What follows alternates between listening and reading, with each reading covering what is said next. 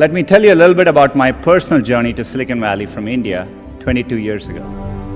Growing up in India, like many of you, I got my first telephone when I was 12. In my case, it turned out to be a rotary phone, so it wasn't that great for selfies, but I still loved to call my friends, play with it, and sometimes take it apart. That telephone cemented my fascination with technology. I remember in my parents' house in Chennai reading about the invention of the transistor at Bell Labs. Of course, that initial invention helped found what became known as Silicon Valley, and out of that came companies like Fairchild Semiconductor and Intel and all the computers and software that we all use today. You can draw a direct line from that invention to the technology that powers your Twitter feed or your WeChat messages today.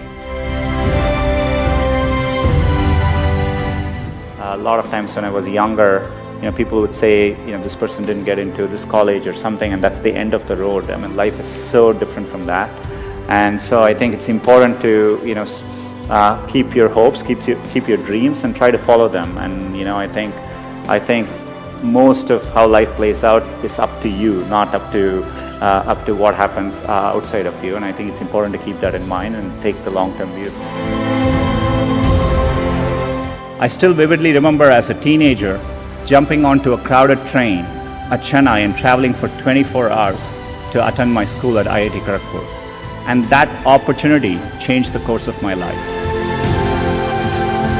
You want to aim high enough that you fail, a few times. I think that's the natural part of the process.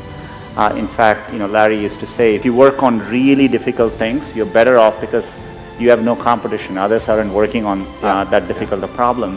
And even if you fail, you end up doing something great in the process. I think, working the real world, I would say, it is important to be well-rounded. It's important to, try different things. Take some risks. I would encourage people to, follow their passions a little bit more, to follow set lanes throughout your career. Getting into an elite institution doesn't guarantee success. It matters a lot, but it doesn't guarantee success. And I think it's important to keep that perspective in life. And life is a long road, and so you want to take it at the right pace and enjoy what you're doing. I know how much hard work it takes to pursue your dream of building a business. The long hours, time away from family, the ideas are brilliant that just don't seem to catch on. I remember reading about that and thinking, it's the idea that matters. It didn't matter where you come from or what your background is.